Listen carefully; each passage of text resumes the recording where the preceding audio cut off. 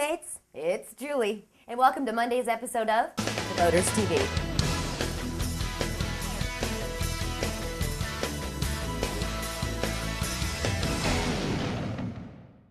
First up today, let's take a look at some nautical news. Okay, fellow boaters, we have a call to action here and we need everyone's participation. Here's the scoop. 34 years ago, the Environmental Protection Agency, the EPA, made a regulation intended to stop the ballast water discharge from large freighters and tankers, which was harming marine life in U.S. waters. This regulation exempted recreational boaters. That was a good thing. But just this last September, the Ninth Circuit Court of Appeals struck down the recreational boater exemption, which will now require 18 million pleasure boats to have special EPA Clean Water Act permits beginning in September 2008. And if you're a boat owner, that could cost you $800 or more. The NMMA and other industry organizations are now appealing to Congress to support the Recreational Boating Act 2007, which will enact legislation that reinstates the recreational exemption, arguing that the cost of the new permits will cripple the recreational boating industry, while also pointing out that it would deny boat owners of their property rights. Fortunately, BoatTest.com, a boating news comparison and sales website, has done us all a favor and made it easy for you to voice your opinion. If you'd like to ask your senator or congressional representative to support the act and stop the insanity, here's where you go. www.rallycongress.com/BoatTestCom. Notice no dot before the com, just BoatTestCom. At that site, BoatTest has a pre-written email that you simply have to address and click to send. The 30 seconds it takes to do that could prevent you and other boaters from having to pay anywhere from $800 to a couple $1,000 in fees to permit any discharge from your pleasure boat. Yeah, you know, all those serious threats to the marine environment, such as cooling water, bilge water, and water that just washes over the bow and goes through the boat. Better look out for cocktail overflow, too. And for Pete's sake, keep your pets away from the edge of the boat. Yeah, it's that ridiculous. And note that the EPA and other environmental groups did not mean for this recreational exemption to be struck down, and even they are appealing the recent decision.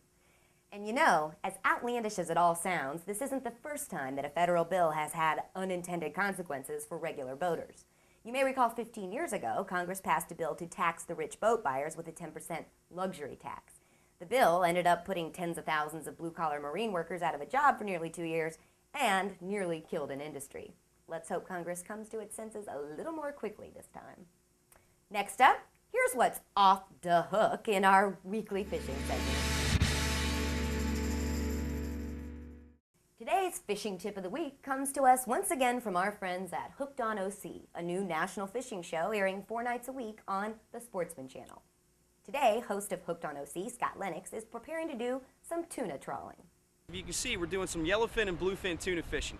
And one of the really popular rigs for these guys, matter of fact, it's a must-have on any boat that does any tuna trolling, is an offshore spreader bar. Now this is a real small version of it. This is an 18-inch spreader bar by Tournament Cable. It's got about a 5-inch bird in the middle here, got a little mirror reflection going on up top, with a lightweight spreader bar on both sides here. Now in this particular model, we've got 2 green squids down one side, 2 green squids down the other, and 3 green squids down the middle. One's got a hook in it. That's your hook bait. The actual basis behind any trolling boat is that the boat is a school of bait. That's what the tuna fish see from under the water. And this bait is lagging behind. The tuna fish see it from way down there, and they think that this is the weakest fish in the school.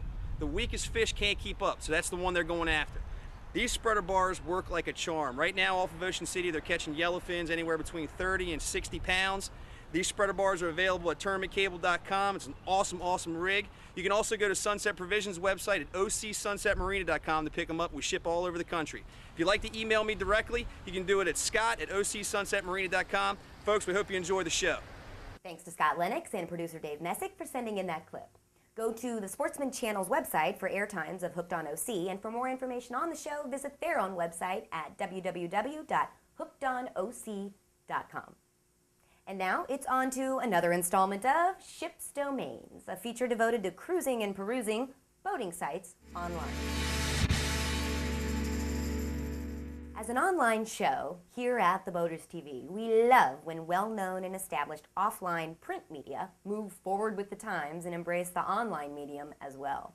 One magazine that has done a fantastic job of doing this is Yachting magazine, where their website is just as thorough and aesthetically pleasing as their print version. At www.yachtingmagazine.com, Yachting provides high-quality content about their current offline issues and their features like charters and destinations, gear and products, seamanship, the yachting life, and of course, the latest boats. The site is rife with lush photographs and full articles and is as easily navigated as the widest and deepest harbor. Kudos to Yachting Magazine for making their great content available anytime, anywhere, including web-exclusive content like videos and a boat database. In fact, for the 100th anniversary of Yachting Magazine and Motorboating Magazine, these sister publications have created a special site devoted to the occasion at www.100yearsonthewater.com. The engaging and beautifully designed site features a collection of vintage magazine covers, as well as, and this is my favorite one, the eMarina, a virtual boat marketplace showing all the major manufacturers' 2007 models. You gotta check it out. It can be found at 100yearsonthewater.com/emarina.php, or simply access it from the homepage. Finally today, it's not only another cool website, but a totally cool way of capturing your boating expeditions that we want to share with you. Just for the hell of it. An enterprising narrowboat captain is using time-lapse photography and blogging technology to record and share his voyages. Nick Chilton captures time afloat his boat, Silhouette, as he takes her through the UK's canals and waterways. He posts his videos on his blog, www.narrowboat.org.uk. Nick says he uses a Ryko R6 camera and shoots at 5-second intervals. And watch as he goes through some of these locks.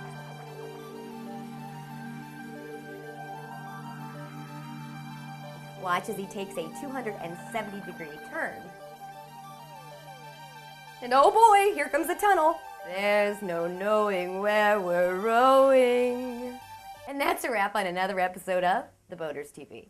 Join us back here on Wednesday of this week when we'll have some news to report from the recent Marine Aftermarket Accessories Trade Show, or MATS. And Power and Motor Yacht's annual list of the world's 100 largest yachts hits the newsstands this week. We'll talk about it. Until then, safe and happy boating to you all. Take care.